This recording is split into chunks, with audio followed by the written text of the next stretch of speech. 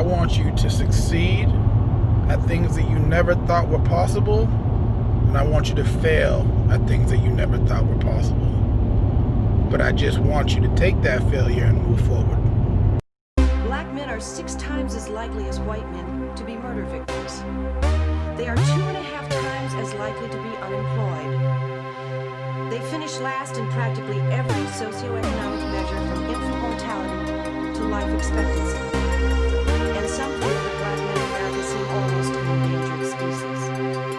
It's interesting that many people perceive black men as less intelligent, less productive, more hostile than the rest of society. We thought it would be interesting to confront these stereotypes. We have with us this morning to share their insight 3 very interesting men. Ishmael, how do you feel?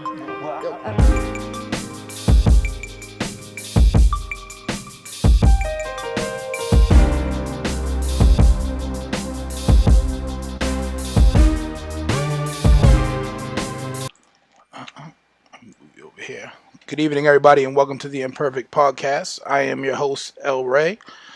As always, if you like what you hear, listen on Spotify, Apple Podcasts, YouTube, Google Podcast, Facebook, Imperfect Audio. On YouTube, it is Imperfect Audio.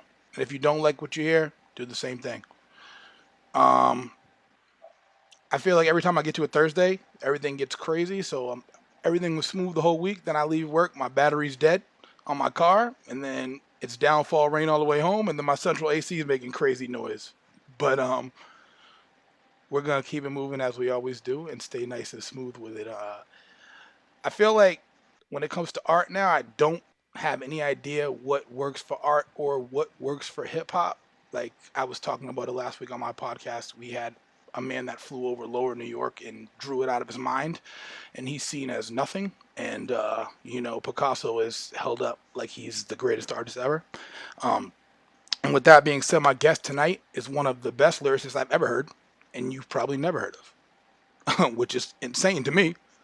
I'll bring him in right now. It is my man Sherod Khaalis, aka Shaw Stimuli. Give me 1 second, cause I gotta make sure everything's all good. How you doing tonight, sir? Man, I am tremendous. I'm great. That's what I like to hear. Yeah.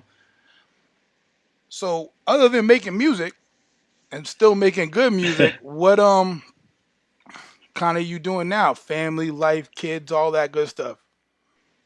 Yeah, man.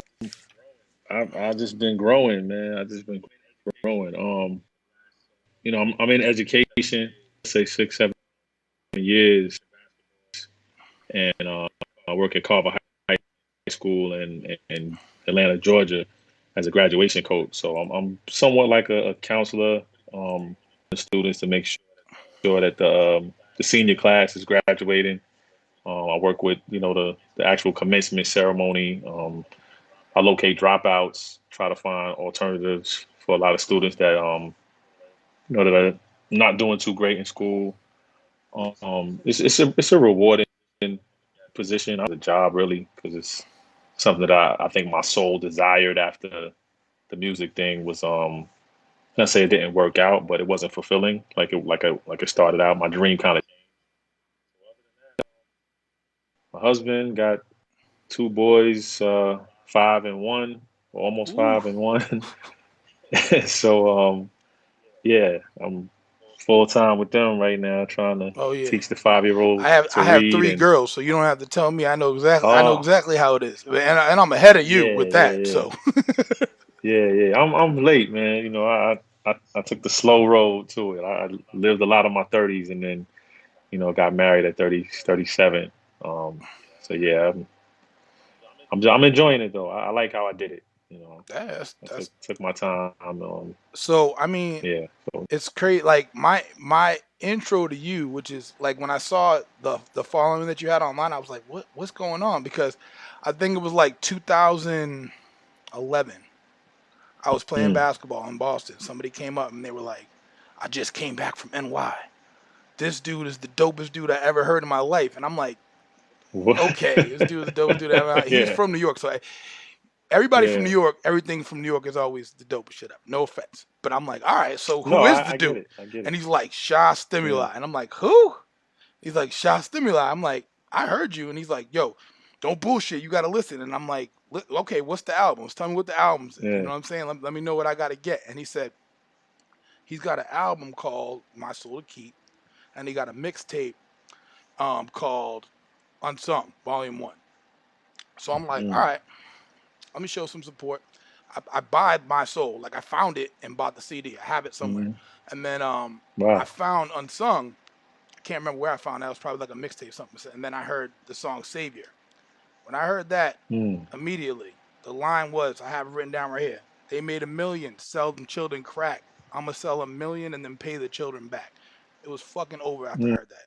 I was like, I have to hear everything Dope. that this dude Dope. comes out with. Everything. So anytime I ever run into something, like I got into an argument with one of my friends one time because he called me up and he was like, who's the best lyricist right now? And I was like, Shasta. And he was like, better than Jay-Z? And I was like, it's fucking not close. And he was like, Wow. so he goes, he starts talking about sales. So and I go, if we're talking about that, then it's Yeah. Eminem. I was like, but if we're talking about Right. art, there's no money that you can attach to art. You know what I'm saying? There's True. no money that you Yeah. can attach to, like I said, the guy that flies over Manhattan. There's no money that you can attach to that. There's no value that you can put on kind of what your soul is going through at the time. And me listening to your albums as you grew, it was almost like, and this is my issue with a lot of artists that they don't grow. It's the same thing, and people get Mm. accustomed to that. And I feel like your music went with my mind as I got older. I was like, damn, that's what the fuck Mm. I'm thinking right now. That's crazy. But That's give me dope. like I know you gave me like a small walkthrough, but like a longer Hmm. walkthrough of kind of how you started in music, your life before that, how you see you play basketball a little bit from that part as well, to kind of where you are now. Hmm. Boy, that's a lot. Let me see if I can condense the story. When I was a kid, I started rhyming like I was about 10 years old. Got into a talent show that had never written a rhyme before. My cousin Dre Knight convinced me to write a rap. It was terrible, but we won the talent show. So at 10 years old, I had this confidence that I was good, even though I sucked. My older brother, his name is Lord Digger. He was down with Master Ace Incorporated back in the Hmm. '90s. So he gave me that room. Always had music early. Always had was working on beats. He did 3 joints on Biggie's first album. So I was around it a lot. I'm in Master Ace videos. I'm going to the studio, and I'm at Big when I was a kid. So music was always something I wanted to do. I wanted to pursue, and I had this dream to just be an artist. I think when I was a kid, I kind of my biggest fear, and I talked to Master Ace about this when I was like 16, 17. I was like, yo, man, what happens when I grow up and I can't use this little kid angle anymore? Like I'm not I'm not Hmm. crisscross, I'm not, Chi Ali. I didn't know who I was, because back then you kind of had to be something. You had to sell drugs, or you had to, you know, just had to have a clear cut marketing. And that was always, I think, my dilemma. And I remember when Joe Budden came out, it kind of gave me a boost because his people wanted to sign me on top. And I felt like he was kind of similar to me, where um, he didn't really have a lane, but he was a gifted Yeah. writer. So around 2000, I went to college, Delaware State, shout out to HBCUs. I got out of there around 2000 and started trying to just chase my dream, man. Interned at Rockefeller in 97 and really learned the ropes, just started to learn the business. I was a Jay fan without admitting it, because I'm watching his growth and I'm Hmm. seeing it. But every time not when I rap, but when people saw me, they felt like my spirit was similar to his. So that's annoying because you're trying to create your own lane, Yep. but people are like, "Yo, son he laid back like you, he's sarcastic like you." I'm like, that's not good. Yeah, I heard But I had a friend that they said the same. Like they were like, "Oh, you sound like AZ," and I'm like, what does that mean? Like to me, the tone yeah, is the same, but that's more of a New York thing. But the lyrics are nowhere close. when it comes to that. Yeah. I try to. My cadence is a real different. I try to switch those up as much as possible. It's just the stuff I talk about. And it's funny because the guy I interned for with Lenny S. Years later in 2005, he signed me to Virgin Records. Okay. So that was just me. I made Unsigned Hype in the Source from that time, from 2000 probably. Um, it was the toughest and the best part of my career because every day was some type of triumph or challenge or show or you gaining fans. It wasn't an online thing back then. We Yeah. were we were in the streets with Uh-huh. mixtapes and we going to whether it was Mix Show Power Summit or we going to the Source Awards in Miami and we printed up these freestyle CDs and we giving them away to people. And that's how the buzz kind of started generating. And I was doing shows all the time. So I remember Lenny S brought Lala to my show, Music Soul Child. Like I started performing with a live band. It was just growth and it was exciting because I saw the future.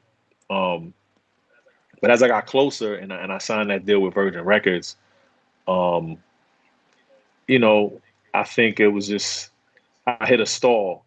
Um, I don't know if you know the story of my career at No, all, I mean to be but honest, there's not much on there, but I feel like the way yeah, that you wrote your music, it's almost like you telling the story of your life. If most people don't hear it, but if you're listening yeah, real well, it's like, okay, let me confirm if all this really moved like that, because it really seems like your growth yeah, from that level to a man that's comfortable with himself. yeah. And I was not comfortable. In '05, I remember. Um, just imagine I'm signed to Virgin Records. I'm thinking, we kind of got the building on our side. We come up with this DVD called Switch Sides. It was the first CD and DVD in one. Hmm. So you play it as a CD, take it out, put it in a DVD player, it plays the video. So it had like a 17-minute story of just my whole triumph and what I was going through, you know, everything in my life and some freestyle. So we played it for the Virgin staff and some of the marketing people were like in tears, like just with the journey. And I was like, man, we got him. Like, I'm seeing my dream come true. And then all of a sudden, Jay-Z steps to Lenny S, who's my A&R, and he's like, yo, man, I'm going back to Def Jam. Come with me. And Lenny's like, all right, bet. My only condition is I got to bring, my artist. So Jay's like, cool. And we're in Baseline Studios, just Blaze studio session. And I remember because I'm working hard on this motion picture album, and Lenny shows me the two-way from Jay. We had two-way pages back then. Yep. And Jay's like, bet. So I'm like, yo, this is crazy. I'm about to be on Def Jam. Jay-Z's about to be my CEO. Like, this is gonna be out of this world. And like a couple of days later, I go to Virgin Records to check Lenny, and he doesn't work there anymore. So they're like, oh, Lenny's at Def Jam. You didn't know? So I'm like, what's I call him? I'm like, yo, you started at Def Jam? He's like, yeah. So I'm just like, okay. What's up with my situation? Like, oh no, we're gonna make it happen. We're gonna make it happen. Turn into 1 month, 2 months, 5 months, 7 months. Like, and I finally get a meeting December 1st, 2005, in Jay's office and playing songs. And I remember Young Guru, his engineer, and Tata, they was like, yo, spit something. So we playing the songs and everybody's kind of waiting for Jay's reaction. Nobody wants to, you Yeah. know, think crazy. Nobody's nodding hard. They like seeing what Jay's doing. So I rapped. And I rapped my ass off. Like I rapped for real. You know what I'm saying? Like I went in, I'm pointing at him, I'm throwing CDs around the room, I'm like in people's faces, like I'm going in. But I think about it, I had on a diamond chain, I had on like two chains, I had waves spinning, I'm dressed nothing like I feel. Like, man, my Yep. image that I should have portrayed, what I wanted to portray was what I kind of got to later Yep. on. So even if you were a marketing person in there, you saw a kid that kind of looked like everybody else. Yeah, he could rap, but there was no Individuality. vibe of Yep. who this person was. Yeah. And I always told people I was Kanye before Kanye in the terms of I had this social commentary, this real life was kind of I had made mainstream music. So I wasn't a necessarily an underground artist, but I had social commentary where there wasn't really a space for that unless you were a raucous artist at that time. Yeah. had to create a lane for Rockefeller. Like Yeah, if it's he didn't almost have like a worse Rockefeller, situation because like they can yeah, just go, oh, they already tried you. You seen the Wu Tang documentary, like when RZA first hmm had that first go and they just tried to yep, misbrand him, and then yep, he then had to take it from there and fight that hard. But once again, he wasn't by himself, and then yeah, he can right. always fall back on just I'm gonna make some beats, Make beats, and yeah, so you and can do both of that for a them they little. had that luxury, yeah. Exactly. I mean, yeah. So I kind of wish I had that luxury because I could have, wrote my own destiny. But at the same time, I have to be thankful for where I am. But at 20, 27, you think you know everything, you don't. And my mentor was 30, so he didn't know anything. Like it's tough to look back and say, man, I would have did it like this, would have did it like that. But that one meeting, everybody in the office unanimously thought that what I did trumped my music. Like that rap trumped my music. And Jay even said his words were, "How do we get what he did here into a million homes?" And Shakir Stewart, rest in peace, said, "Sign him." Um, but I think the consensus was, we need to hear a single. And I feel like my fourth song on that CD, we played three songs. The fourth song was a Hmm. single. It was a song called "Famous" that would have rocked. Yeah, I've But heard that. Lenny was he wanted to play I guess the cuts that would get Jay interested. The album cuts where I'm rapping. Um, Sometimes is one of those songs, and I could see him zoning out, but he wasn't reacting enough for people to react Hmm. with him. So that was a pivotal moment because it kind of started my independent route where I was just like, we went to Irv. I spoke to Jermaine Dupri briefly because he had taken over Virgin Records. But I still had this mainstream dream because I felt like I could make singles in my sleep. And that was what I always wanted to be. I didn't want to be independent. I didn't want to be Yeah. underground. But then I looked to my left and my right, and my boys that I'm, hanging out with here and there. I'm seeing all the time. Sky Zoo. I'm checking Torre, and these dudes have this independent following, and I'm like, man, I could do Yeah. that.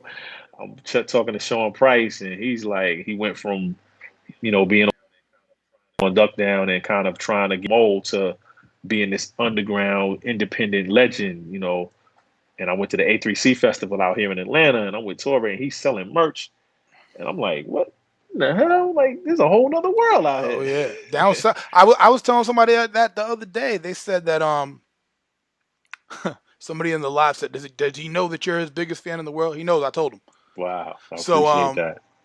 yeah. Once I heard it, man, it was. And actually, one of your friends on Facebook is. I went to high school with him, and actually, on Motion Picture, I think Jay Cardam. I went to grade school with him. Get out. Yeah, we went to grade school in Brookline, That's my dude. Massachusetts. So if you see him, you let him know. Wow. Yeah, yeah, that's my guy, man. um, That's my guy. but yeah, Master P was fully independent at the time that you were Hmm. at Rockefeller and was the richest person in hip hop. And I don't think people know that. Fully independent. Like that's why he made so much money so fast. So when Yeah. Diddy and when Russell Simmons were at like 200 million, Master P was at like 450 in like the late 90s Mm. buying gold tanks and shit. So He was. and He I mean he's was. still doing his thing now. So and I know I talked. I was watching an interview with him the other day. He said I'm willing to give the game to anybody that wants to hear it. I don't have his number. I called him 10 times, but I mean Yeah. that's kind of what we need. And on a past episode, I was talking about that specifically with a group like Migos who, you had people set the table of branding and ownership before them, and then they still Hmm. chose to go Gucci, Fendi, which makes no goddamn sense to me. Right. But when you Yes. were at Rockefeller, who like what year was that, and what rappers were there at the time? Somebody just asked me about my jersey. I dare you to find this. This is the Colin Kaepernick Armed Forces troll jersey.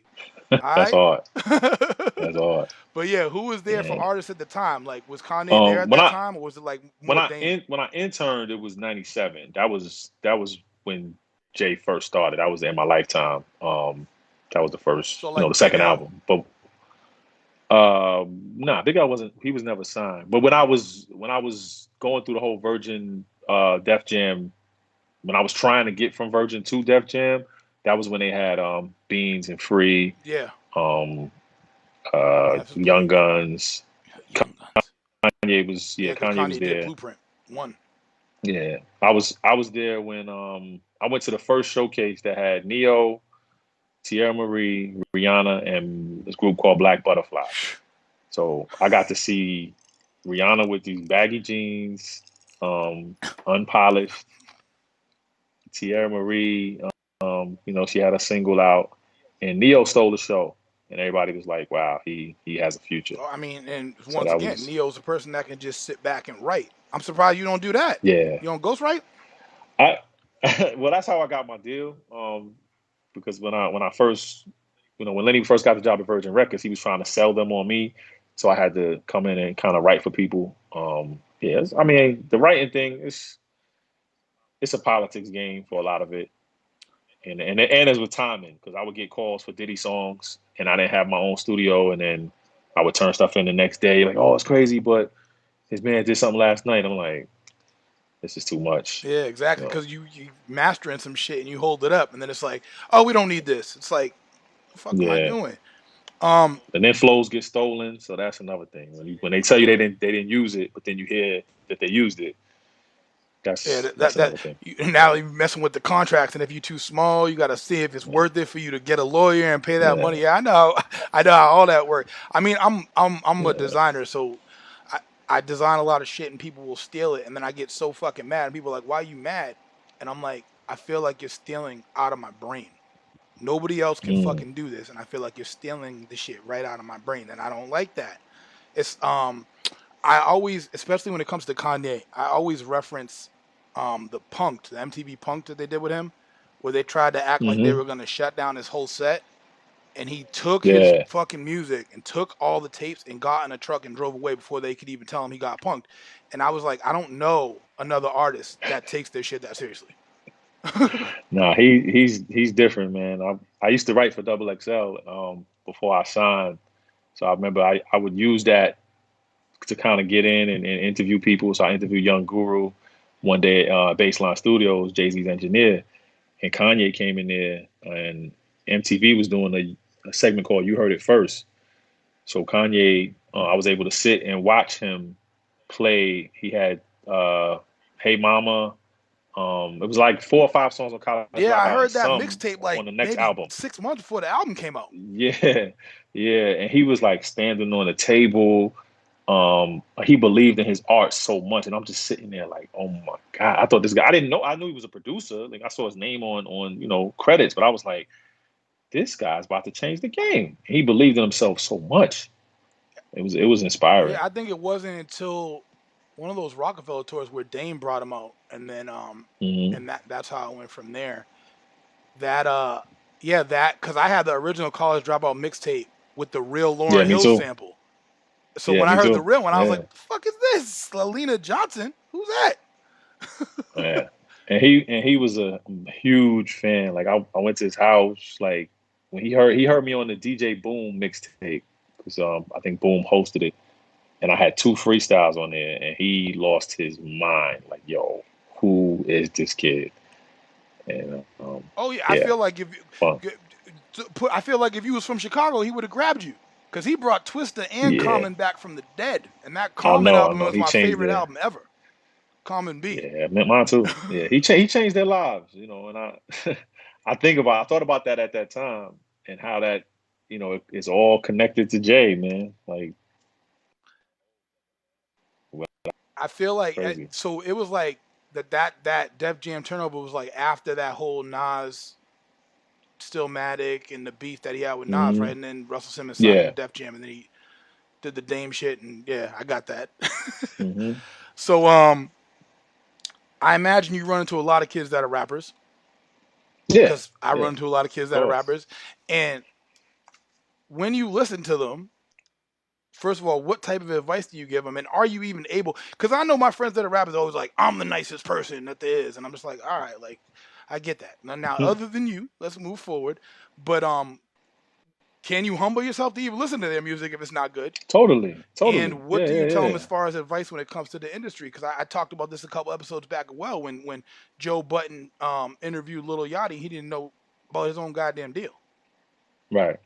Yeah. Well, for me, a couple of years ago, I had to kind of switch up my ears because I was listening for. I'm a writer, so I'm a fan of writing. Hmm. I'm a fan of writing that is awesome. Like I like when people put words together and there's multisyllabic word patterns, things like that. So I always encourage a kid to get better at writing, and I had to kind of fall back from that because they don't take the pen as serious. They just care about the melody and if the song is good. So it's never one blanket statement. If I got a kid that I'm mentoring, when he started playing me songs, his name was Baby Neil, Hmm. right? And I told him based on the content that he was sending me, I was like, you should change your name instead of the Neil to Kneel. And he was like, what? And then he actually listened and changed his name to Humble Neil. And I was like, that's a kid that listened. And his music is melodic. He got flows. He doesn't really write, ill Hmm. rhymes, but he got a younger brother who sounds like a baby J. Cole that like really raps for real. So I'm like, that's two different advices I give them. Like, yo, you need to find Yeah. concepts. You need to push this song right here. Get some money behind it. If I had money to just do a video, I would do that. And I mean, a lot of different kids with different styles. So it's never one thing. One blanket statement I do tell them is find a new effect because auto tune, I think, it's generic. As much as they go to it, I feel like what's going to separate you from Travis Scott from these other guys that use it every single To time. be honest, I And don't I know think what the that fuck separates it because when I hear it on the radio, I can't tell people apart. Like when people was like, Juice right, World died, I was like, who's that? And then I heard the song and I was yeah, like, it's I thought that was fucking five other people. I know, and that's tough. And then I feel old when I tell them that, but I don't think so because if I'm telling you that to find something new, I'm not saying don't do it. I'm saying, yo, it sounds terrible. I'm saying there has to be something else out Hmm. there. Like your voice isn't that bad. I can't tell the difference. I don't know if other people can, but when I hear people like the baby, even though I don't love the baby names, the little baby and the baby, those guys at least I can hear the effort in the pen, Yeah. the penmanship. And that to me that's exciting. So I think even little baby song that he dropped during the protest period, I felt like because these young kids listen, Yeah. man, and I always tell them you need different content. Like if I see a kid and he's a cornball, but then I hear the song and he got AR-15s and sticks and ratchets, and I'm like, that's another piece of advice. I'm like, listen, man, this ain't you, and you're gonna get your G card checked, and it's not gonna be pretty, you know. Yep. So that the main thing I tell them is be yourself, because that's a big mistake I made, um, trying to find myself for many years and not being completely authentic. I didn't straight up lie, but it was hard, comfortable with who I am. I was always afraid of working a job. I I think didn't want there's to a have a lot of girlfriend. people that go through that, and I think there's a lot of people in the music industry like that, which is it's crazy because the people that are listening to them tend to think some are more real than others, and they're completely wrong. Mm, And I'll actually move forward a question because that segues into something that I always say every other episode is that one of the realest rappers that I've seen is Drake because he never claimed to be that shit that y'all wanted to be. yeah, And everybody's like, oh, he's soft. And I'm like, well, he never said he was shooting people with AR 15s. But right. everybody ain't shooting people with fucking AR 15s. I have an AR 15. I don't use the shit ever. I don't even need it. But the government better pay me if they want it. Right. But that's Florida shit. It's funny you said something about writing, That is Florida. and a lot of the arguments I get into with people, they say shit like, and in my live comments, somebody said, "Tell them that you hate Jay Z." I've heard everything Jay Z's made. Mhm. It's the when somebody says something like Jay Z doesn't need to write. Haven't you heard lyrical exercise? And I go, yeah, and I can tell he doesn't write because Mm, it's just a different version of what you hear now. It's I'm gonna say this and I'm gonna say this and I'm gonna say this, but when somebody's writing, you get Rakim. You mm, get okay, this is it. I can read your like you get Common B. it's through you. It's This is Mhm. fully thought out. Everything makes sense. It's not the sound of the beats, and then when you attach them to a guru or you attach them to a Kanye, it's like, well, Kanye has the same amount of Grammys as Quincy Jones. So I think he has something to do with this. Mhm. And then, so I don't think people understand the writing aspect of it because, you lose Def Poetry Jam and you lose what this is supposed to be. Still, one of the best verses I've ever heard is the last verse in The Message with Grandmaster Flash and Furious 5. And it holds true Mm. today. I've never heard anything like it, but that's the actual street. And I don't just mean, hey, I got a gun. I mean, your day to day, regular life, Right. what you're going through in regular life. But I guess that brings you to a point of when you hear the word lyricist, what comes to Mhm. mind? Who comes to mind? I've grown to not like that word anymore because it just feels so boxy. It's like but when I think about it, I think about just people that have the ability to craft words and people that put me in awe. When I hear Eminem or Royce, those are the Crooked Eye, um, Fonte.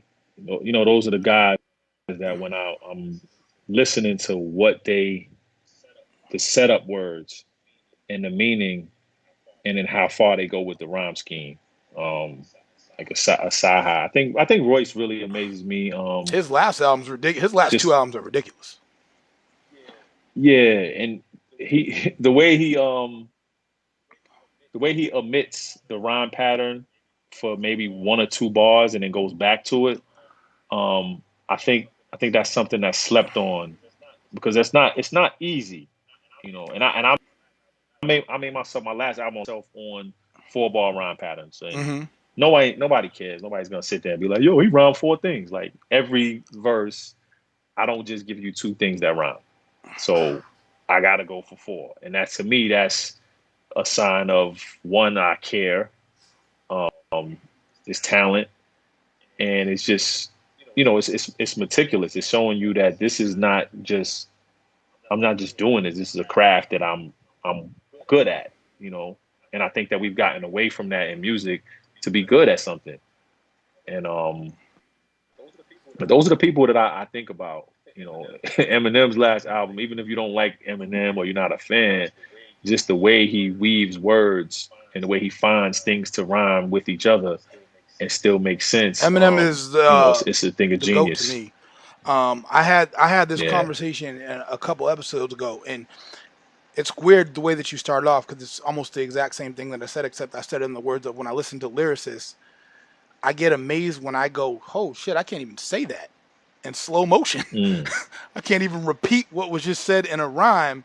You know what I'm saying, in my brain, and that's where I'm like, Yeah. "Damn, that is the craziest thing ever." Somebody just asked me a question in the live that said, "What do you think is more important, um, the content or the flow, and who do you think is the best of the two?" And the best of the two is then that would where I'd be conceding to somebody like Jay-Z because I feel like Hmm. I said it a couple episodes ago. It's like John Legend.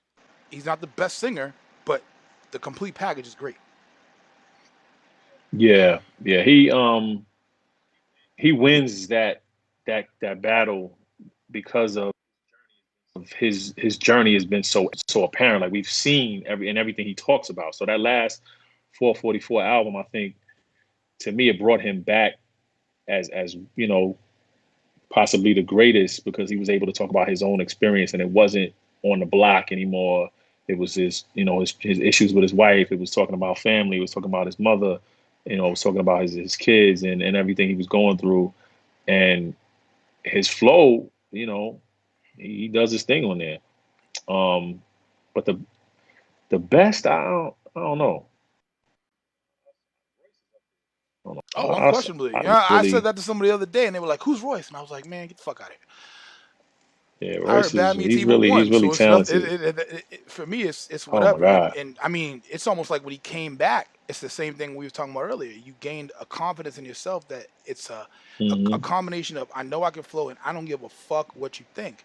But with that being Yeah. said, also it was hard for him to slip out of the picture because you got M.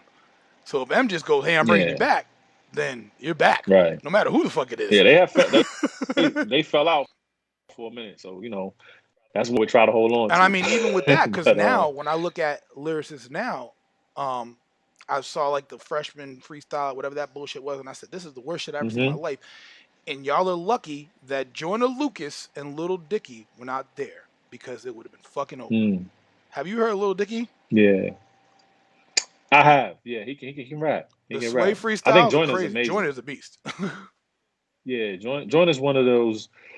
When I first got into this industry around 2004 2005, I envisioned Joyner being of what would be around today. Like I thought rise Elevate. to to the point where all of the young guys were kind of sort of like the battle rappers where sometimes I hear some bars I'm like, hey, how you thought of that? And I thought that would happen with music. I thought we would just keep on rising and keep on rising. And then it's been, and I ask young kids this all the time, or even not young kids, kids in their 20s and 30s, who's their GOAT? Who do y'all have debates about? When we were growing up, or when I was in college, it was a lot of the J, Big, Nas, Pac, M, and then maybe from 2011, it's been a Wayne. Kendrick, Cole.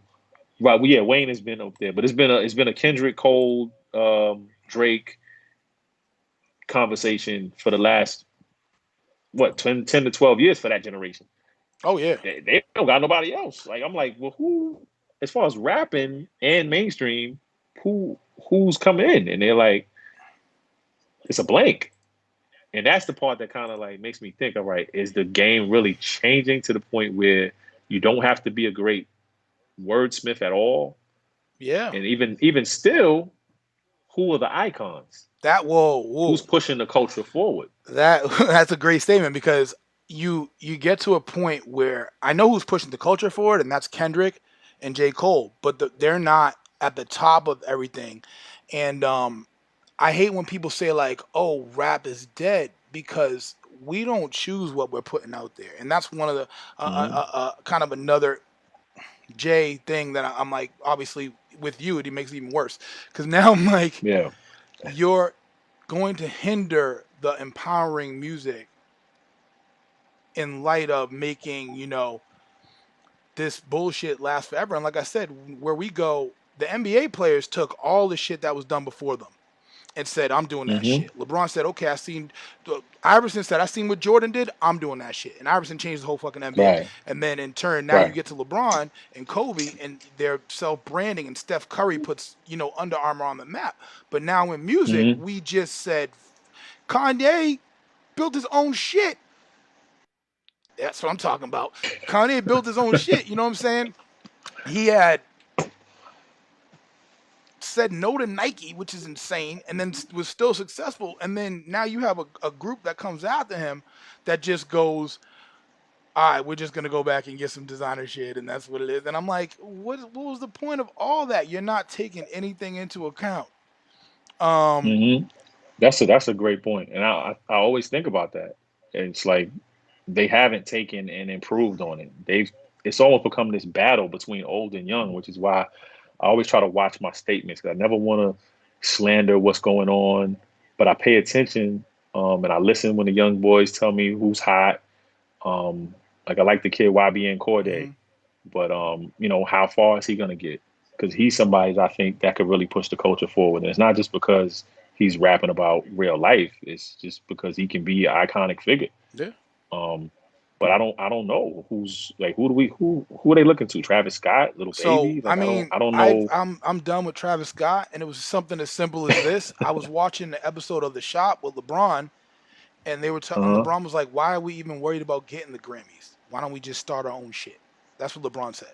And hmm Travis Scott was like, Right. "Nah, because we still do aspire to get." And this was the only thing he said the whole fucking episode. He wasn't saying anything, and he kind of chimed in to talk about how important the Grammys were to him. And I'm like, "You're not getting it.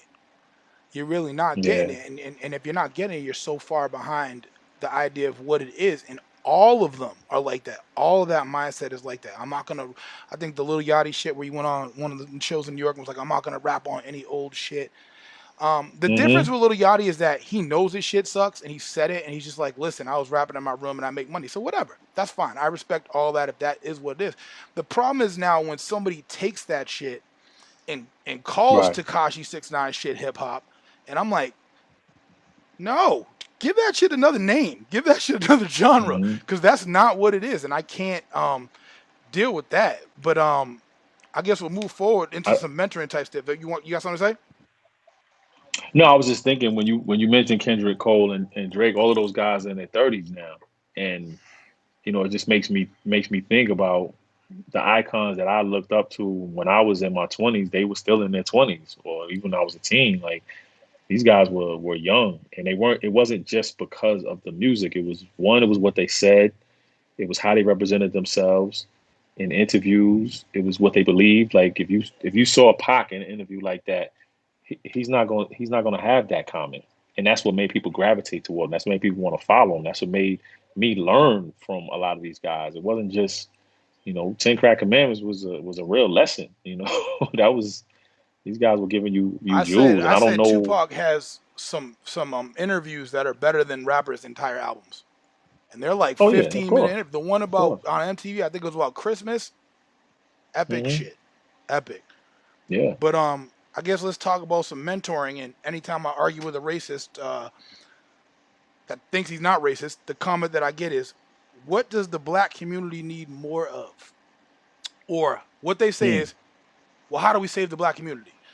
So I guess the question I'll ask you is, what does the black community need more of, and what does the black community need less of? Whoa. What does the black community need more of? We need more mentors. We definitely need more mentors.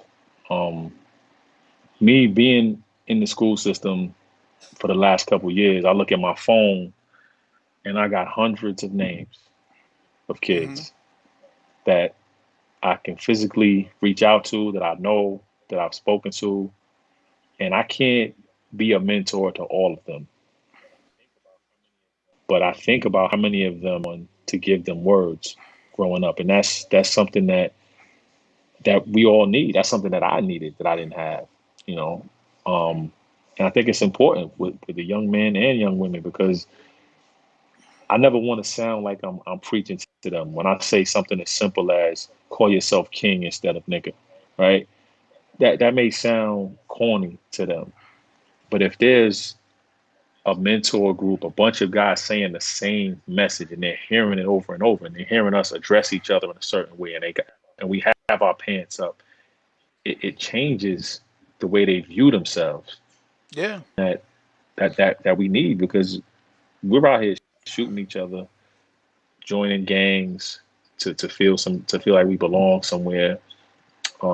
Women are looking at being an Instagram model as a career choice now. You know, I had some of my students reach out to me today and ask me how much I charge for Instagram promo.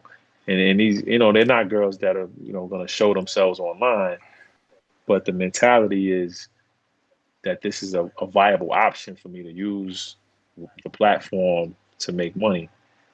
It's not a bad thing, but we all need mentorship. It's just something that's needed along with counseling. We need that. A lot of us need Oh therapy. yeah. Most of us need therapy, but it's taboo in the black community. It's something that you know, we don't talk about, but it's something that's definitely needed. Um, but Yeah, I yeah, mean, I what do dropped we need less? on a couple when I dropped when I did the my education episode with Adrian Mims, who's the national director of the Calculus Project. I said the same thing. Black males make up, I think it's 1% of the teachers in the United States. So that is something Mm, that we're definitely lacking. And personally, when I talk to younger kids, I kind of have to start with rewriting history and what they were told. So if somebody tells you mm, history started as slavery, you think you're better than slavery now. Like, oh, I got a gold chain. I'm better than slavery, so I'm good. But if I tell you that the right. richest man in the history of Earth was an African black man, that's a lot different. Because now you ain't doing that well. Hmm. Nobody's doing Right. that well. Um, And when you kind of start to rewrite the image of what you actually are versus what the image of what you're told you are, then you can open it up. And it's not an elevator pitch, unfortunately, to these kids. But as you have phone numbers over time, you could kind of see, okay, I don't like the way you said that on Facebook. Let me correct you here a little bit and let you know what the Hmm. real fact is, with articles and with science behind it. But yes, the what do we need? What do we need less of? Man, that's a tough one. Let me close the door to my son open. Hold up. Oh boy. Um, Less of in the black community. We just need less hate, man. we gotta we gotta stop hating on each other. Like it's just we approach a lot of situations negatively, you know, and I know a lot of it comes from and not having a country and slavery and all of the things that have held us back. But it's just so much negativity.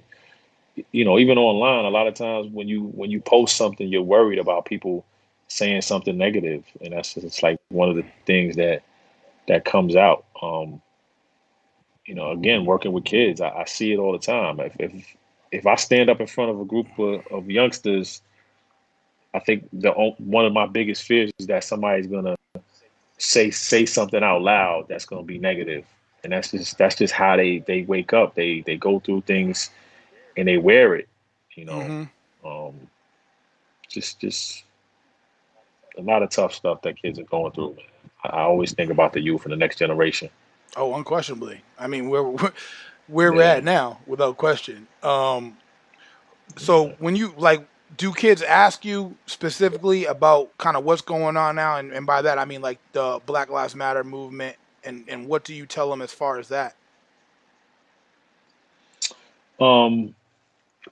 No, not really. Kids aren't. They don't really ask about stuff like that. You know, I've seen some kids, protest and get out there and march and walk, but a lot of kids, um, they're oblivious, man. They just. I had kids more upset about missing the prom than anything. Yeah, They. it's, the weight of it it's there. it's I a mean, different yeah, time. and you're in Atlanta, yeah. So I Hmm. guess maybe the Ti is pushing it, but that's older than the older demographic. I don't know anybody from that younger Atlanta-based demo that's really pushing it. It's really like I said, like Kendrick and I mean Kendrick was out there marching with like Russell Westbrook.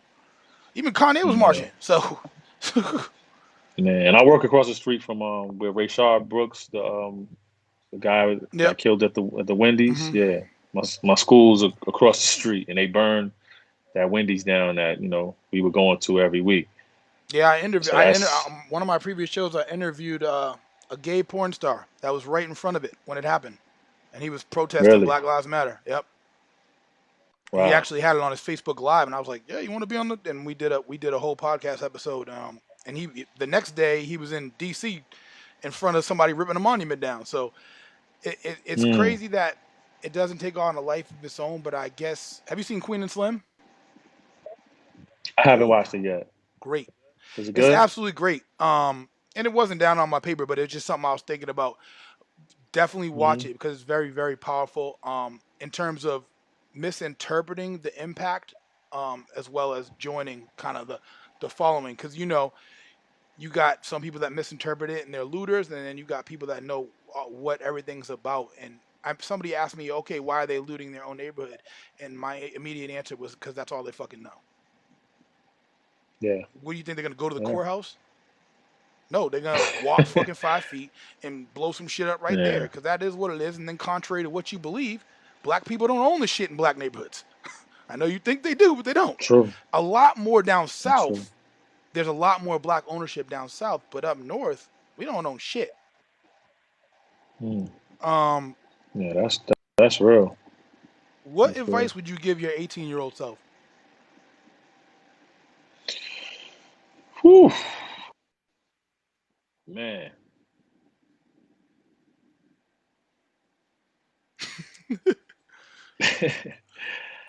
I think at 18. I was one of the laziest people ever. So I had this basketball dream that wasn't really a dream because I didn't go after it. I didn't apply to any colleges. I ended up at a junior college in Iowa because I wanted to feel cool by signing a letter of intent. So the one me, because all my friends were going to schools, and I didn't want to go to D2 because Yep. I had a bunch of D2 offers and D3 offers, but I didn't want to do that. So I went to junior college for 1 year. Um, so I would have told myself to get real about what you want. Like if you want to play basketball, then you don't need to go out at night. You need to just shoot. You need to get better. And I have flashes of that because I was one of those kids that I could jump a little bit, I could shoot a little bit, and I could dribble a little bit. So and I made it to 6'3". So why not put all of that together and really go hard? Um, yeah, I needed to stop dreaming and become more of a planner at 18. I ended up, after that 1 year going to Delaware State, 'cause my brother signed to Atlantic Records. So I felt like it didn't make it didn't make sense for me to be in the Midwest if I wanted to do music. So ended up being, 3 hours away from New York and Delaware, and that gave me the ability to, just be close to the industry and start interning at Rockefeller. So I would tell myself to really just focus on what it is that you want to do, and not beat yourself up for being who you are. Hmm. Because I think I did that a lot. I was so concerned with what I wasn't, with not being a tough guy or not being a drug dealer or um, the things that I thought would make me a viable person that people wanted to follow and be around. Um, and I needed to just, I wouldn't even call it work harder because I believe that when you're doing something you enjoy, it's not grinding. Like I used to think grinding was everything. I used to think sleep was the devil. I in my 20s it was like 4 hours of sleep. I'm going to bed at 5, waking up at 9. Like I'm trying to write all the time, and just it was grind, grind, grind. I tried to make up for my basketball laziness with Yep. music, and Because that was I easier. look back Because now. that was easier. It wasn't a Yeah, physical toll on your body. right. But I made it. I made myself in this boot camp where if I'm not writing, I'm rehearsing. If I'm not rehearsing, I'm remembering. Like I'm always working on something, trying to train my brain to just improve and come up with different weird, crazy concepts. And that was my thing. Um, and I don't look down on that, but I'm thinking about how much life I missed out on just focusing on the wrong part of the game. you know, I should have just really thought about who the hell am I For sure. and what's gonna make people care. The You know. even like so one of my friends called me the other day. He's an Olympic athlete. Well, he was an Olympic athlete, and I had 10 years ago started an event in Costa Rica that teaches health and wellness to kids, and of course, you know how it is. Like you tell your boys in the beginning, "Yo, I'm about to do this," and everybody's like, "Yeah, all right, all right, all right," Hmm. and then you know, you do it, and then they see what it looks like after been doing it for 4 years, and oh shit. And the question he asked me was, "How did you do that? Like, how did you do the event? Because I want to start my own track meet." And I Hmm. said, "I failed, and you need to Hmm. be content with failing. You need to be ready to fail and to learn from that failure. But you're so used to winning that you feel like it's going to hurt you so bad to fail." And when I talk to Hmm. young men, I always tell them when they have an idea, "I'm going to do this. I'm going to start a t-shirt company. I'm going to start this company." I go, "Okay, that's fine. This is what you got to do it. And I want you to fail at the shit or succeed at the shit. Because when you go halfway Hmm. and you see a million motherfuckers, I know Randy Moss 30 for 30 said there's always gonna be people standing out by this 7-Eleven telling you that Yep. I was almost there, but they never took a fucking step in the door. You wasn't almost there, you just telling yourself you was almost there because you never failed or succeeded. That's the best advice you can give somebody, and that's kind of like when I chose the name Stimuli. People ask me why did you choose that name, and I said I wanted to provoke some type of reaction. Like I wanted to get a response. Like I didn't want to go halfway with music. I wanted to make sure that when you heard it, you felt something. I don't care if you hated it or loved it. And to fail or succeed is that's it. Like too many of us have these ideas. Of course, you know friends that say, "I'm about to do this, I'm about to do that, I'm about to start this business," and I do these bar talks where I'm talking to myself a lot of times because I got the goal to do a podcast. Went and bought some equipment, got some microphones. Got this ring light right now Mm-hmm. on the computer. But am I going to do it? That's the thing. I told people I was going to write a book. I wrote it. You know, told people I'm writing. I did that. Mm-hmm. And strong words for the week is coming out. That's the I book. I said that strong words for the week. Yeah, yeah, That yeah, sounds dope. I actually started yeah, writing a book, and then I had to get the podcast to start clearing my mind because I was getting too bogged down on my mind. But it's yeah. funny you said that because I think a couple episodes back I said the same shit. If you're gonna do a podcast, do it. This is like I said it. This is a fucking $40 webcam, and this is an Xbox Hmm. headset that's $16, and I still got good audio. So everybody's Hmm. freaking out and thinking they got to have the best possible thing. And I think that's a big thing with music too. It's like everybody, oh, it's not mixed down, it's not mastered yet, and I'm like, man, Yeah. if it's there, it's fucking there. I know it's there. I can hear the Hmm. passion. I can hear it, everything that's in it.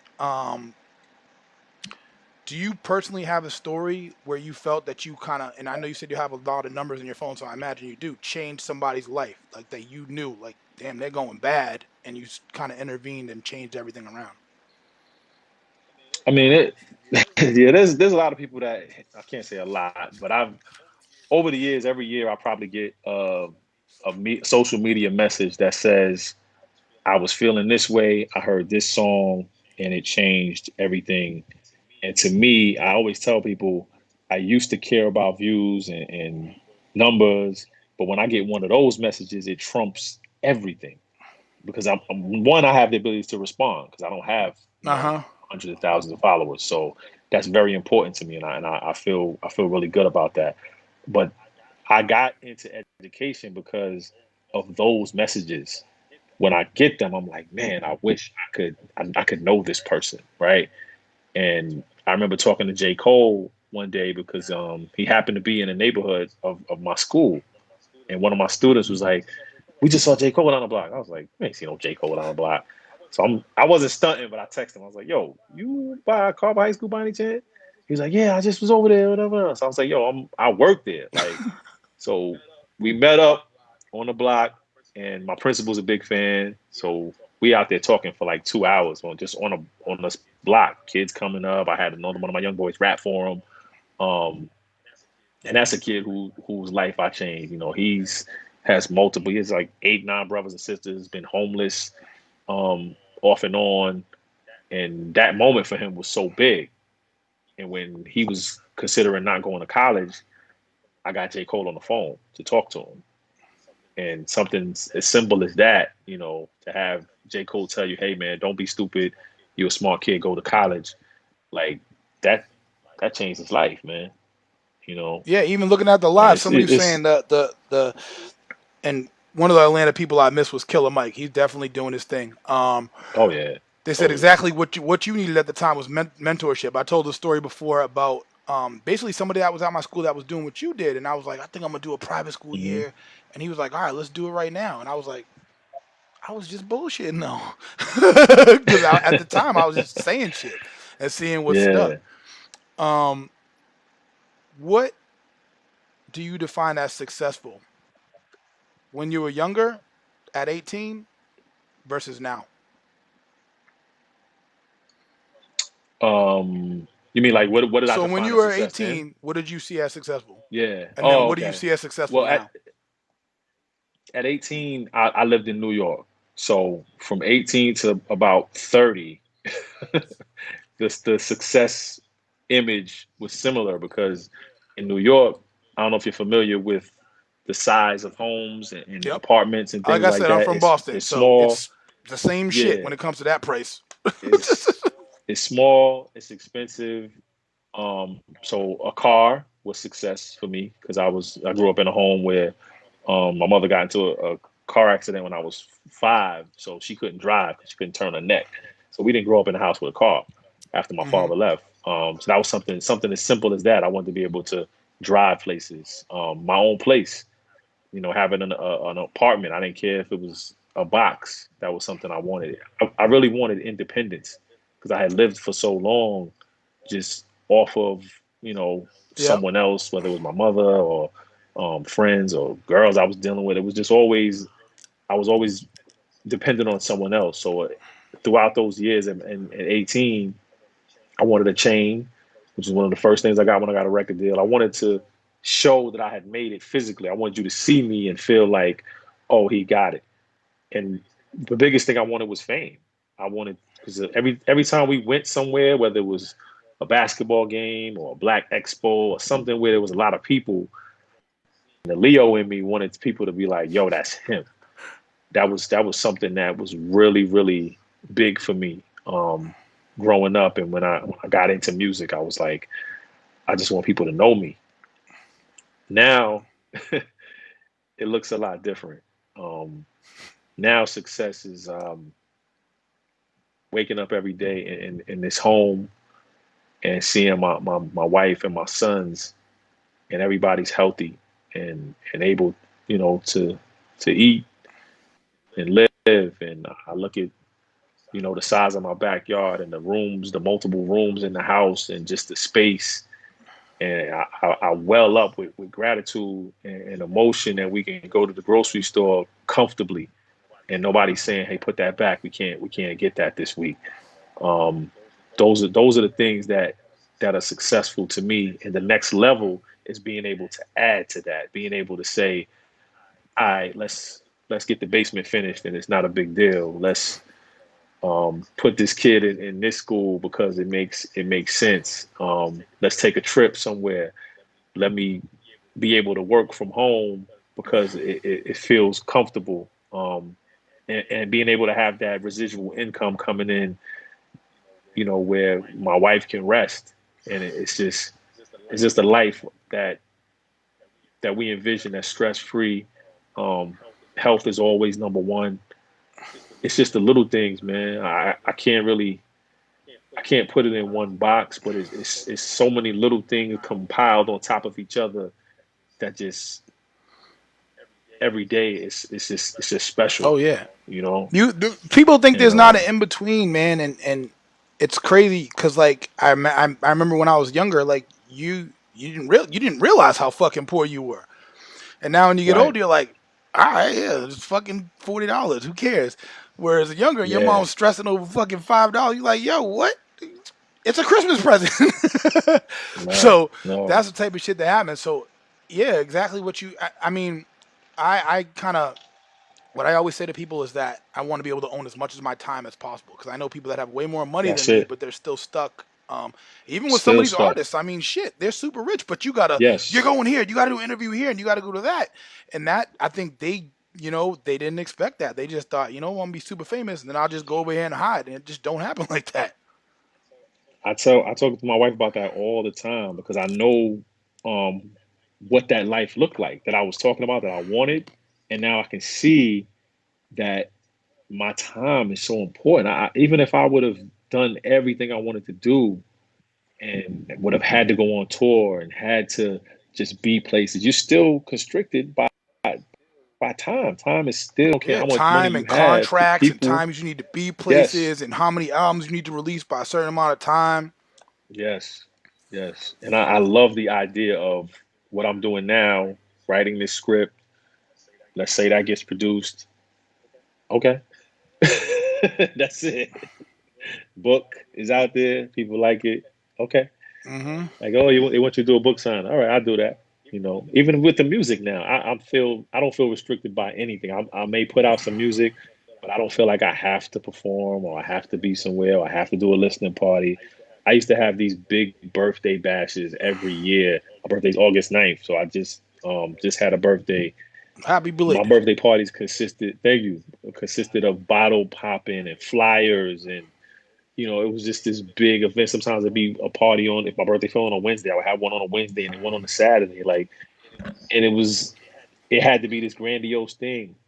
Now I could just have my kids sing and with a cake and some candles, and I'm great. Hmm. Just to contrast that life. But yes, I'm right with you on that. Time is Yeah, everything. I still got I'm not a club person, but if I can sit down and enjoy it and have a big bash, I do as well because it's a point where I do want that because I not the fame, but more the kind of being around people that you want to deal with and sometimes being that center of attention because when you feel that you've been underappreciated for so long, you want those moments where you feel that all your hard work, you get some Hmm. type of appreciation, whether it's from the people that you love or the people that are in your inner circle all the time.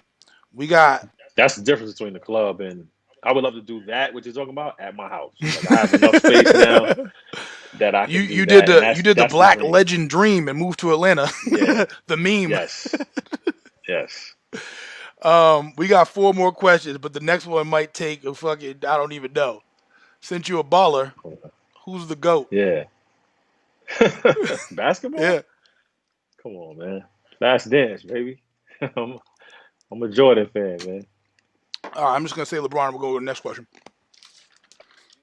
You one of those guys? You must have missed the game one. You didn't see that I'm game? about to watch game two. Tell you that. It's on right when we off.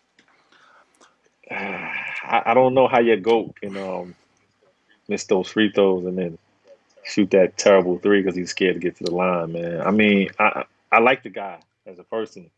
I think he's a great individual. Um, but I'm a big Kobe fan as well. That was my guy. Yeah, Kobe's good. That's so I know what type of player you are.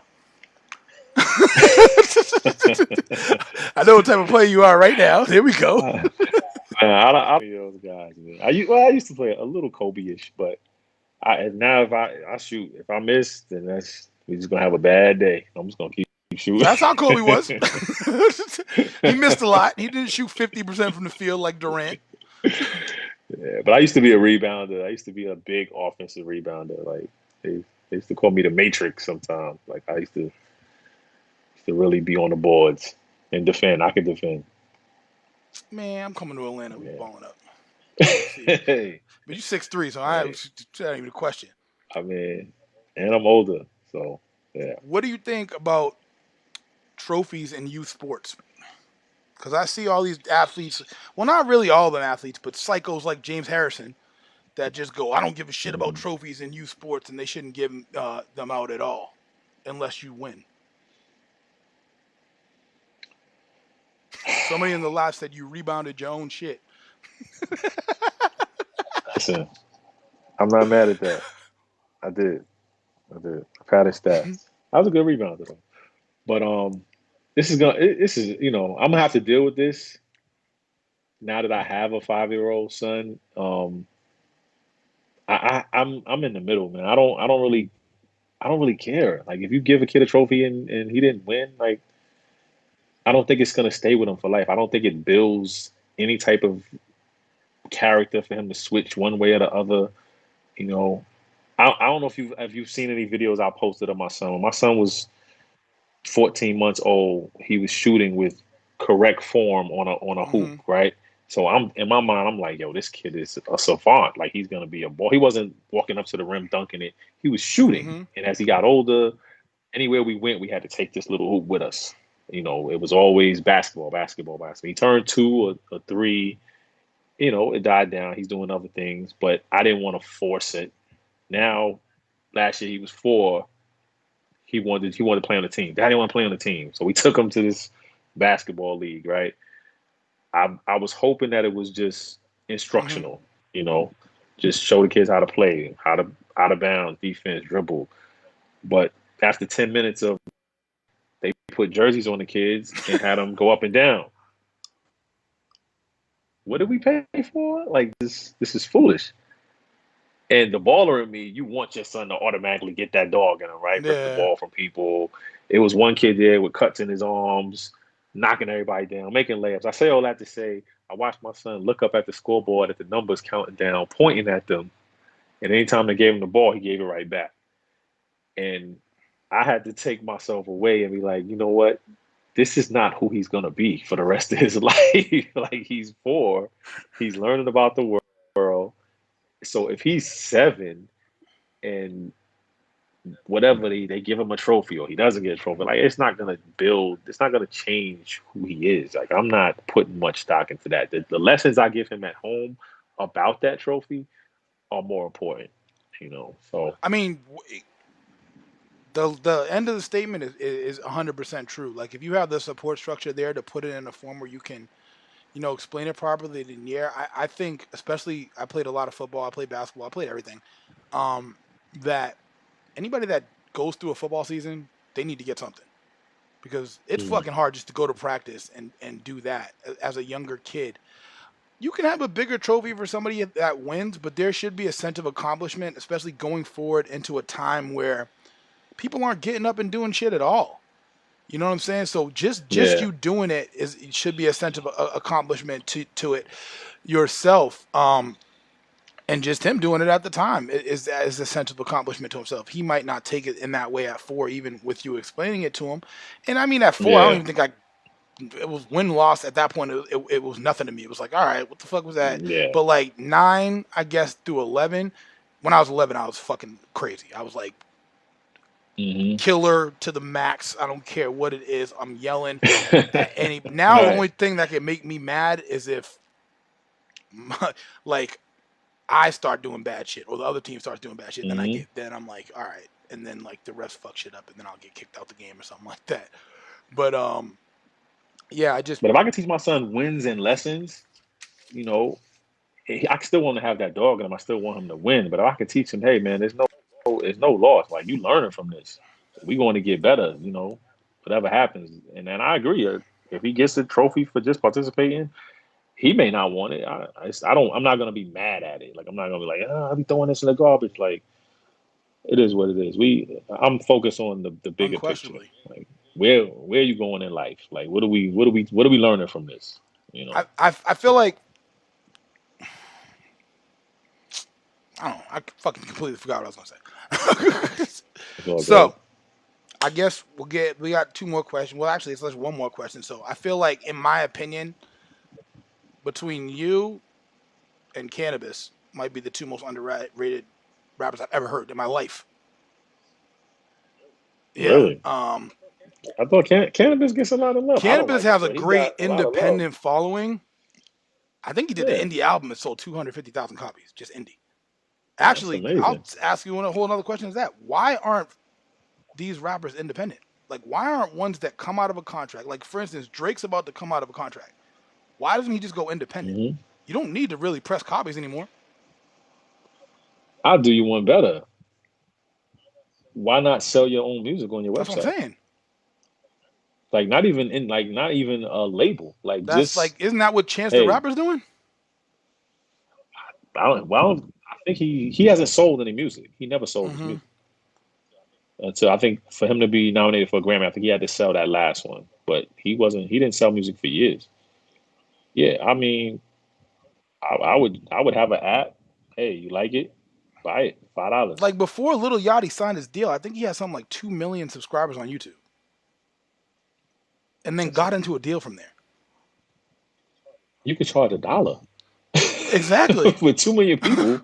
Half of those buy it. You all right? Exactly. I don't think You know, people, and that's the part of the game where I don't think people are giving them that in that instance. I think even if somebody has so much followers, they're still held by this point where they think that there's something that they don't know, and that somebody else. There's so many people trying to right? take advantage of them that they want to be sure that, all right, well, I know that a certain amount of money is coming from here, not realizing that you could have everything. You could have your ownership. You could have full control over what you want to do with your music. Like you see Rihanna now, she just goes, "Look, I'm not making music right now because I don't really feel inspired to make music right now." But she's doing so much other shit, Yeah. and Rihanna's the one who took it and made her own shit. And the men But you haven't. gotta think about it. If somebody like Little Yachty, right? If he wants to do, Little Wayne has more cachet to do something like I said, but even still, the average consumer right now, if your boy puts out an album, what's the first thing you're gonna ask him? What is it on? Is it on iTunes? Is it on Spotify? Is it on Tidal? If he says nah, it's on my website, or like when I put something out on Bandcamp before I put it out on Hmm. iTunes, what if you don't have Bandcamp? Can't listen to Bandcamp on your phone? You're like, it's not the same. So we are trained to kind of just go with the platform that we know. So somebody like Yachty's like, I don't know how to get on those streaming platforms. Let me just let them do it. Put it on. Let me give it to TuneCore. That's what I do. Now it's everywhere, all across the world. I'm getting statements from Bucharest. People are listening Mm-hmm. to it. I couldn't have did that on my own. Like that's something that the mentality that Yep. we have. But if you're Wayne, you can get Apple on the phone. Like you can get all these people on the phone and say, "Hey, I'm sending it to you through me, not through nobody else." And that takes the power away. That's what they don't Yeah. want. They don't want the artist to have direct contact to Spotify, to Pandora, to like what? There's no. I mean, at That's this point, there's no reason. And I don't know if you've seen the Joe Rogan podcast deal. It's a crazy mhm. amount of money. I think it's like $100 million. There's no reason, like you're saying, that artist can't pick up and call them and just say, you know what, fuck whatever deal was there now. I don't even want my music on your platform unless it's this. Like basically, what I don't think people realize that basically Tidal hit the ground running because Kanye with the Life of Pablo said it's only getting released on Tidal, Right. and that's what Yeah. started that buzz. People were like, how do I download it? Where is it? Like you could make a deal like that with straight to Spotify that goes, hey, I'm only giving you 3 albums that's going straight to you. You're going to be the only streaming service that has it. How much money are they going to give you for that if you're Wayne? Like Wayne's next album. So I want you to think about something. The guy who runs Tidal is on Apple Music, Hmm. right? So he couldn't take that money off the table. Listen, I said that to somebody before. I said Kanye pulled his shit off everything to put that title there, and then after that, Right. Jay put his shit back on all of them. Yeah. So just think about that for a second. Like that says it all. That if Jay was like, "Yo, I don't care," he would be strictly titled Apple Music calling, "Hey, man, we want to. You missing out on millions of dollars. I don't care. Nah, let me get that money. Hey, we passed kneeling. Go ahead and put it over there." Yeah, that's pretty much what he said. So as long as that happens, hey, listen, I I own Burger King, but y'all selling Whoppers over there. That's Yeah, fine. for real. Yeah, that's what know. it takes. It takes that type. Once again, and I'm gonna go into it in more detail next episode, specifically about Kanye Yeah. and how he's crazy. But that level of art is what it takes to shift and change the complete industry and take the power out of their hmm fucking hands. There was a point where people didn't know rap to the point. I don't know if you heard the way that Ice-T got signed. He just walked in Mm-mm. and was like, "I'm a rapper. You all gotta sign me." And they were like, "Okay, well, say something." And he was like, "Y'all don't believe I can rap? Fuck it, I'm leaving." And they were like, "You're signed." But that was a point in rap where white Yeah. industry was just like, we got to get something, we got to get something, and then they felt that Yeah. was the Yeah. edge. We Yeah. got to get this shit right now. But it ain't like that anymore. They have a pretty concise Mm-mm. idea of what they want to be pushing out to people, and obviously that's not a lot of conscious, lyrical, educated people. It's not anything. It's that, and that's another thing we didn't really touch on. The content that scares me. It's not just the iconic figures and the lyricism. It's the content, man. Like Takashi will be all over that. This WAP song is all on your timeline. Hmm. But when other people were putting out songs with a little bit of social commentary, when Little Baby put out that song, it wasn't flooding. Hmm. I don't know if it was on. I don't listen to radio like that, but I don't I listen to asked radio. people. I know he did it at the BET Music Awards, but as I said in another episode, BET is not even owned by black people. So Right. Yeah. What was the last? I ask people all the time. What was the last single that had some type of content? What was the last hit single on the radio that had some type of conscious content to it? Like, I have to think. Maybe J. Cole. It's got to be something. No, it's probably Kendrick. DNA. It's got to be something from Kendrick because that album. I mean, the whole album was like that, and that album was on the radio, like where obviously Conscious To Pimp a Butterfly was like that too, but not a lot of that shit was on the radio. But his last yeah, album, a lot of the songs were on the radio, so a lot of it is in there. yeah. His song I did all right, but they weren't. I don't know. I don't think they were like top chart topping songs. I don't know. I'm not even sure. Yeah, I mean, no, definitely not the last Conscious like top number one song. I have no fucking clue. And that's not just that. That's not just music. It's also TV. I've said before, like, It's probably Jesus Walks. It might go that. It might go far that far I'm back. not gonna get into Jesus today, or else we're gonna be on here for another 3 hours. Well, that song, I mean. Yeah, If I met Kanye, I'd yeah. say stop that shit right now. You said slavery was a choice, and then He you didn't went write back to it. mental slavery. What are you doing? Yeah, he didn't write it. So yeah. I guess the last question of the night would be: if you could put your, if you could put three of your songs in anybody's hands, who would it be, and what three songs would they be? That Damn. kind of defined what you are as an artist. Hmm. Somebody said Wow. Nipsey. Nipsey ain't on the radio like that. He might be out there, but nah, I ain't heard that shit. Nah, ain't no hits, but he dropped some jewels. Um, man, I seen the crazy thing is I would have wanted Kobe to hear my songs, man. That would have He would been. have kicked that Brian McKnight flow. I wouldn't ask him to rap. I would have wanted him to hear the songs. I would have put it in his hands. But three songs though, that's tough, man. Um, It could be an album if you want.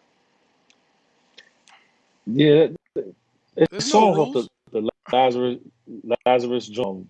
I think kind of define where I am right now. Like Walk on Water. So just the title track, Lazarus. That one kind of defines where I am. Um, it's hard to think back to the older stuff because I don't remember it, Hmm. and That I'm makes sense, man. I mean, you if you're a yeah different person, then you're a different person. It just is what it is, and everybody hears it yeah differently in their life at different points. yeah. But there's a song called Green Grass that I always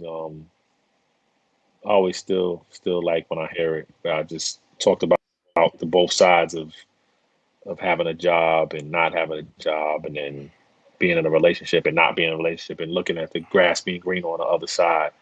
Um, that's something that's real Hmm. human that I liked. Um, and a lot of people gravitate towards the Good Day song that I did about the guy in a car accident. Um, I think that That's was on that another album. one I don't that even know if I know that album. that was on my Soda Key. It was Okay, called yeah, yeah, yeah. Good Day. Yeah. So I did Bad Day on Lazarus about domestic Bad Day violence. reminded me of the there's a song on RZA's album, Bobby Digital. The last song on that album. It's just like that. Yeah, yeah, I remember that. Just Yeah, yeah, reminded me of that yeah, song. yeah, yeah, yeah, yeah. No, I like Bad Day. That was I like first person narratives of stuff that nobody's really touched on. So that was dope. But if I couldn't get it to Kobe, I'll probably get it to like Barack or somebody. Like to have a sit down That'd be a good one. Shit. with him. Mr. Michelle Obama over her Yeah. cheating ass podcast bringing Barack on the first episode. Hey And then man, you Jamel gotta do Hill what you got gotta do. LeBron on her first episode of her show. Not on her podcast, but they started the show yesterday. Well, you can archive this because I'm gonna be somebody. You are somebody. There's no Thank question you, about thank that. you, We're all somebody. thank you. And to be honest, your words are more powerful than somebody that thinks they're somebody. And you're an educator, Appreciate and that. I think you're the fourth educator that I've had on. And you have to think about it. I mean, that one person you might have saved them from that song that's on the radio.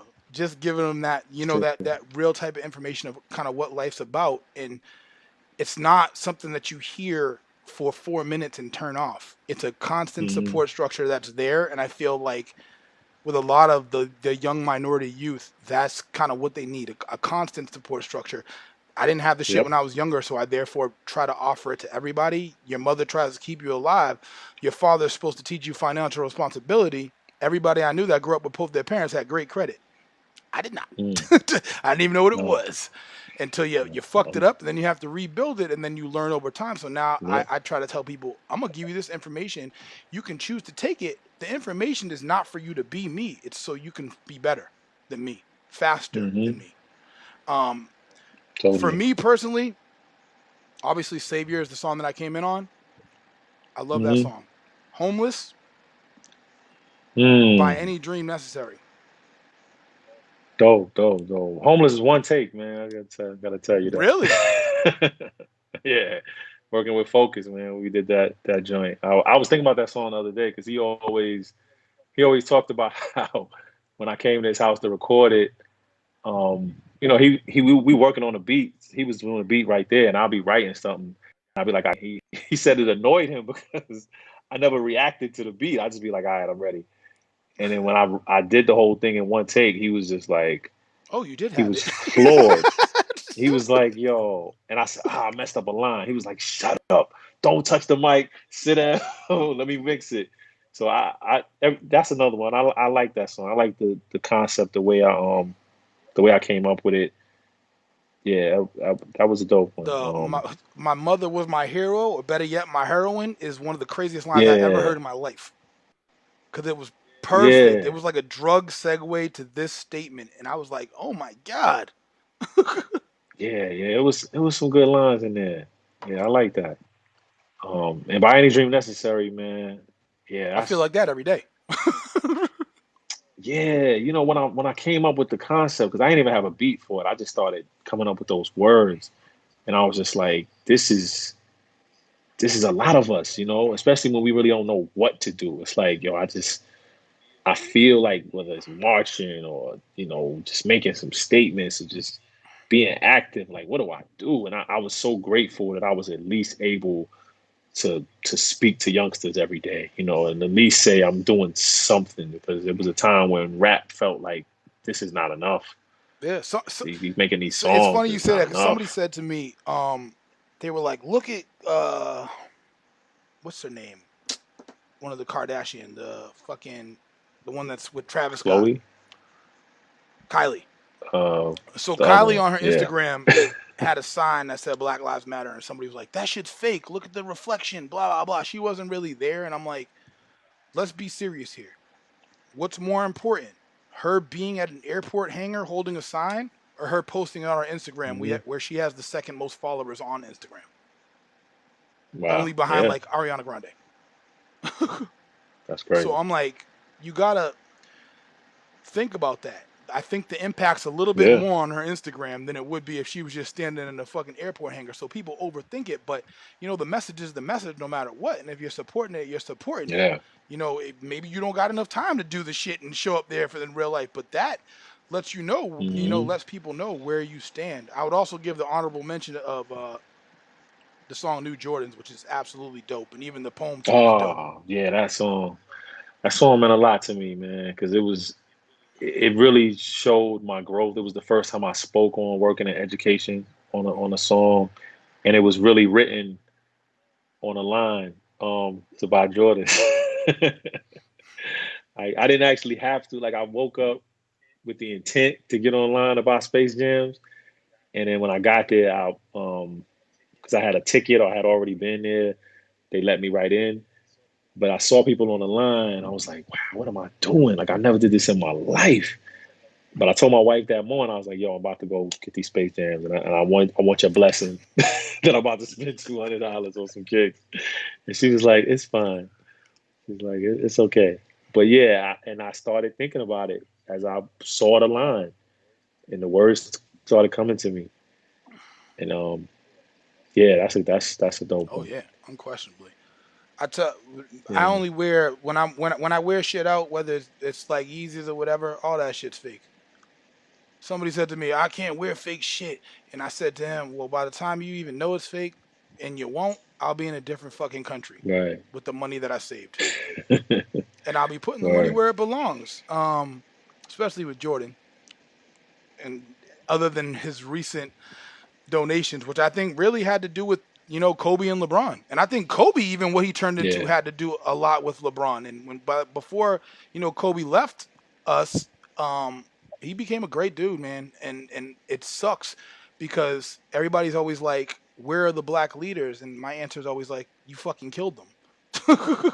You killed mm, Huey Newton, you killed Malcolm, you killed Martin, you killed Tupac, who was starting voter registration. Everybody wants to talk about thug life, but they don't want to talk about other shit. oh yeah, yeah. And He was moving, that was and Biggie hadn't scratched the surface. So yeah, and that was that yeah, that idea where that's what you need going forward. And you said it before. It's mentoring, and like I said, man, you did make it. And I just want to thank you for being a great guest tonight. Somebody said Man, it was the number two episode other than his episode, but I said, man, fuck wow, that says a that. lot. We're That says a going on, lot. man. I No, mean, for real. as we go forward, I would love to have you on again without question because it was definitely great, man. Oh yeah, definitely, Being a definitely, wordsmith, you delivered. You delivered stories and everything man. that we needed tonight. And hopefully, some of these people Yeah, I go feel listen like to your music. yeah, it's I feel like I got more. Like I can so many things.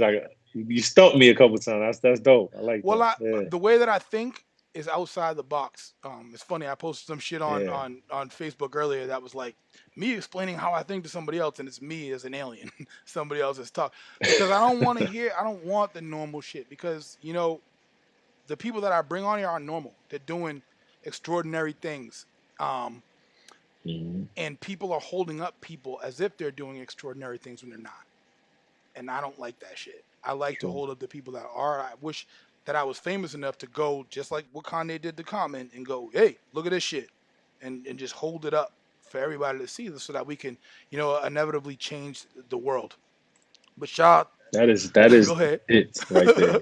That's it right there. Now, what you just said, that's the only thing that I have left is to make it to a level where I can say, yo, this guy right here, this podcast right here, like, that's it. So we'll be there, both of Certainly. us. Thank you for everything, boss. Have a Yeah. great night. Thank you. You too.